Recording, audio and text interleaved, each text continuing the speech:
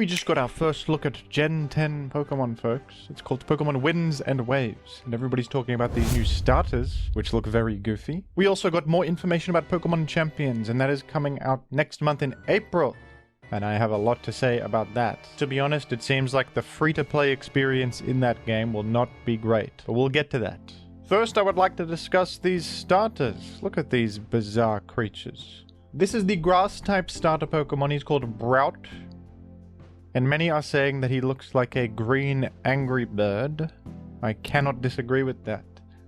This thing has a very mobile game aesthetic, to be honest. Brout, the name I was confused about for a bit until I realized that it's a combination of brow, as in eyebrow, and sprout, because as you can see, its eyebrows are leaves. And I actually think that's kind of cute. It's got leaf eyebrows. This one seems to have captured the hearts of the gamers more than the others. It's very popular on social media. This appears to be the fan favorite. Personally, I can't help but think of a Rowlet, who is also a grass-type bird starter, who I think has a better design than Brout, but they do have a different emotion. Brout seems to be a more aggressive creature, perhaps with some malicious intent, whereas Rowlet is a bit more of a altruistic, sort of rotund creature. Brout is also rotund. Even the name Brout has an aggressive tone to it. I think we can expect the evolution of this to be... I would predict it to be a physical attacker with an imposing appearance. That would be my prediction for Brout. He seems as if when he grows up, he will have that sort of identity. He already looks rough around the edges a little bit. Brout, I'm frightened of you. I'm very frightened of you. Next we have the fire dog, who is called Pombon. Like a Pomeranian and a bonfire, I suppose. A bonfire, because it's a fire dog. First dog starter, I think, that we've had, which is cool, perhaps, to dog fans. Something about this design isn't doing it for me. I can't explain why. Let me try to look inward and figure out what my problem is. I think that his color is too uniform. He's all the same shade of orange. And his face is very small. It's sort of a weird looking dog. Maybe it's my problem. Maybe I have a problem. But something about Pombon. And the name is also a bit inelegant. I don't like saying that out loud. Pombon. Oh, maybe it's okay. Maybe this one will grow on me. I'm not as fond of this one, personally. But they say every dog has its day. Maybe its evolution will be cooler. I'm eager to see what that looks like. And the final Gen 10 starter that we have is this fella, who is a gecko. It's called the Gekwa. You know, gecko and aqua is in water. I think this one's my favorite. He's sort of goofy looking. He's got big eyes. He's sort of freakish looking. However, you can't help but compare this to Sobble. Very similar to Sobble, who is a lizard, I think. And a gecko is a adjacent creature, at least. I think they're both reptiles. I know about animals. Is the gecko a reptile? I know all things about animals. I know all sorts of things. Don't say I'm stupid. Now, something I've heard from a lot of people in response to these starters that I agree with very much is that there is a hope that these starters will not be bipedal again. We have had many starters at this point that start as sort of a normal-looking animal and then evolve to become more human-like and stand on two legs. Many examples of this, like Incineroar, and Delphox, and Inteleon, etc. I do agree, and I would like to return to something more like Swampert that is a bit more animalistic, a bit more animal-like on all fours. I think a water gecko could be really cool, potentially. I just hope it doesn't stand up and look like Inteleon again, because I personally do not like Inteleon very much. That's not to say that the anthropomorphic starters are all bad. The bipedal ones, I don't mind. Decidueye. Decidueye is cool. Overall, I don't know if this is my favorite collection of 3 starters ever. Something about them feels a little bit more generic than previous generations. I don't know if I'm crazy. Maybe there's just always an initial distaste for the new starters. I do feel like this happens every time where people see the new starters and dislike them at first and warm up to them over time. But I don't know if that's even true, that the Gen 7 starters were initially well received. Even Gen 8 and 9. I've perceived a mixed reception towards these starters. I do like Gekwa, I will say. I like Gekwa. Brout also is capturing the hearts of some gamers, but I personally think it's a little generic looking. But who asked me? What do you think of the starters, folks? Do you like them, dislike them? I'm curious what people think and our hopes for how they may evolve and what typings they may have. Now, what do we think about the footage we've been shown of Gen 10 so far? The environments and such. How does that look? It certainly looks better than Gen 9, which you should expect from Switch 2 hardware, of course. So that's a positive. Some of the shots here looked pretty nice. These wing gulls flying over the ocean. The underwater segment looks pretty nice in my opinion. Seems to be a bit of variety in the environments. Certainly looks better than Gen 9. However, sometimes when you pause, the textures still look a little rough. Like this close-up of Gekwa, for example. Like this floor and these trees do not look amazing. I don't know. I guess we'll have to wait and see how it feels in-game, if that type of thing is noticeable. You can always nitpick and sort of stop and pause and look at textures and such. I feel as if a problem I often have with Pokemon is that they go for this more realistic-looking aesthetic for their environments, and that leads to more scrutiny of things like texture quality. I really wish they would take a more stylized approach to the graphics. If you compare this to like Donkey Kong Bonanza, which is also a Switch 2 game, I think that game looks significantly better than this. And the Switch 2's hardware is not as good as other consoles in the generation, but good art direction can go a long way in making a game look good despite hardware limitations. But I guess we'll just have to see how it feels when it comes out. A bigger concern for me, honestly, beyond just the graphics, is whether the game runs well in terms of frame rate, because that was a problem with Scarlet and Violet on the Switch 1. As long as the game runs well and also has a fun gameplay loop with good and responsive mechanics, that's a bigger concern to me. I think another problem I've had with Pokemon recently is they're very bogged down by a lot of dialogue and tutorialization that doesn't feel necessary. Pokemon's a simple game, and frankly I think that the story in Pokemon games tends to not be that amazing. It's not a franchise that I'd like for the story. I like it for the creature collecting and battling. But the emphasis on story in recent games has been a negative point for me. Some disagree with me on that and enjoy the story, of course. If the game is snappy and well designed and fun to play, then that's what's most important. So I hope that's the case. I hope that's the case. What do you think about how Gen 10 looks so far with the little that we've seen? You let me know down below in the comments. And the most promising feature so far is that it appears Slugma is confirmed to be in the game, which therefore means that Makago will be in the game.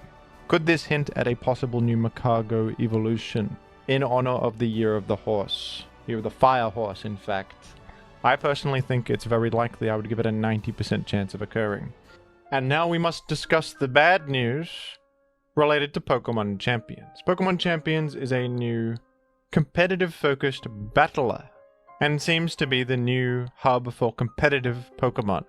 A smart idea, I think, from the developers, to have a separate game purely for competitive. And we've known for a while that you will be able to transfer your Pokemon from the games using the Pokemon Home app to Champions, or you can earn Pokemon within Champions without having to actually play any of the single-player games. This we've known, but we didn't know much about the specifics of it. But what in-game currencies there are, what the system is like. So we now know that the game is coming out next month, and we know more about these in-game currencies. So, VP is the main currency in the game that you earn from ranked battles. And this currency cannot be purchased with real money. It is an in-game currency only. But this is where it gets weird. Every day there will be a random roster of Pokemon that you are given. And from this random roster, you can purchase these Pokemon with VP. So you can't actually choose a specific Pokemon to buy. It has to show up in this random roster, which refreshes every 22 hours. So you kind of just have to hope that the Pokemon you want comes up in this roster, and also that good Pokemon show up in the roster. There could be complete garbage that shows up, and there's nothing you can do about it. I hate this. I wish that you could just get a Pokemon that you want to get. I mean, that would seem logical.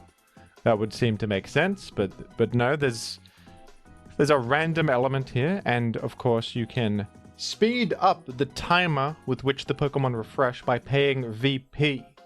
So if you get pure garbage, you have to pay some VP to refresh the roster and hope you get good guys like Garchomp or whoever. And you can also use something called quick coupons, which is a separate currency. Quick coupons will speed up the timer that the random roster gets refreshed. Now they say speed up. I don't know if you can just refresh it immediately or if you just remove some hours. If it's the latter, that seems to be terrible. You can't even just directly refresh the roster. That would be too convenient.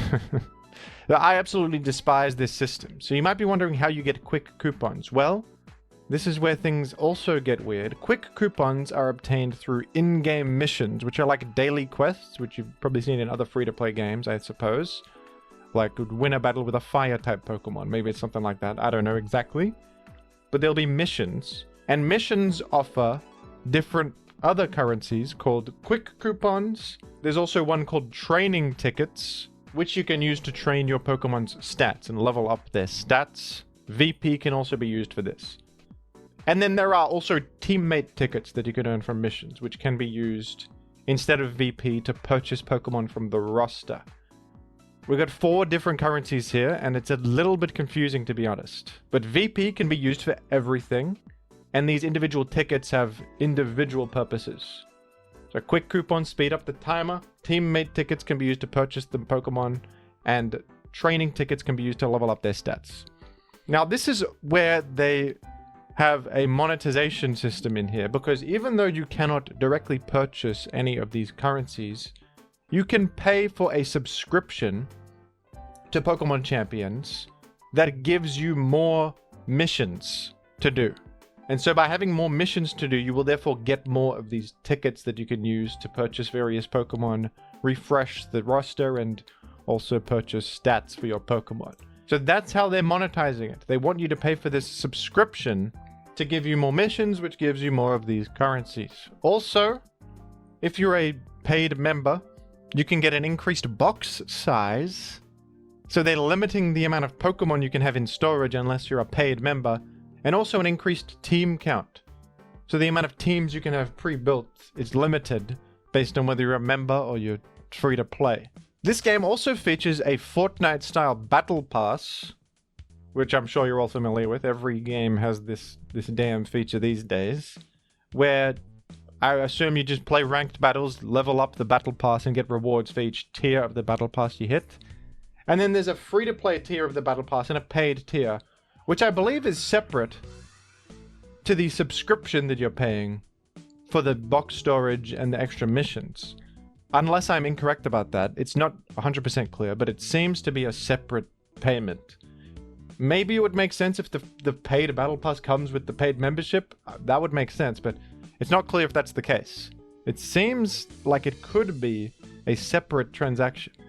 And the paid battle pass also has more currencies you can unlock, and also items like Mega Stones, which are obviously going to be very important since Megas are central to the game. Megas are very powerful. I absolutely hate everything about this. I think it sounds terrible. You can't even choose which Pokemon you want. It's based on a random roster. And paying doesn't even allow you to directly get what you want either. You just get access to more currency with which to refresh the pool and increase the chances that you get what you want. I suppose at least they don't allow you to just pay directly for the currency, but I wonder if this is even worse than that, because it gives you less control over what you get. I was hoping this would have a more generous free-to-play model. I suppose that was stupid of me. I suppose that was stupid of me. This honestly does not sound like a very good experience unless you pay. And this is not to mention, by the way, that Pokemon Home itself is a paid subscription. So if you want to bypass all this in-game crap and just get your Pokemon you already have from the mainline games, that also means you have to pay money. Which is also kind of crazy, even though that's been the case for a while. The fact you have to pay a subscription just to store your Pokemon in a box is kind of crazy to me, that's just what you have to do. It's literally just Pokemon storage. Like, you've already paid for the games, now you got to pay to transfer your Pokemon between games and store them. I don't know, man. And of course, Nintendo Online is a separate subscription. Now, to be fair, it will be available on mobile, and you don't have to pay to use the internet on mobile, but initially the game will only be available on Switch, and to play online games on Switch you need Nintendo Online, which is another subscription. Just stacking on the subscriptions that you need to pay to to play Pokemon in current year. I'm very disappointed with all this. I think it sounds really bad if you're just trying to play only Pokemon Champions without home, without spending any money. It seems like it's going to be a really bad experience. But that's exactly what I'm going to be doing. When I play Champions, I'm going to be doing it without home and without spending any money on all this extra stuff. I'll be completely free to play. At least they apparently give you a free Mega Dragonite, so I hope Mega Dragonite's good, so at least I have a good Mega with which to play the game. That would be fun. And I hope that they don't give me Rattata in the roster, although I've done incredible things with Rattata, so maybe that would be a blessing, actually. Oh, and I also forgot to mention, there is at least a way to use Pokemon for free temporarily, because every day you get to trial recruit one of the Pokemon on your random roster for free, and you get to use that Pokemon for 7 days. Although, if you level up its stats with VP, wouldn't that be a total waste, because it just goes away? So you'd have to use it without any bonus stats, which seems like a serious disadvantage. I'm not sure how that'll work. Maybe you can keep it if you get it permanently later. I hope so.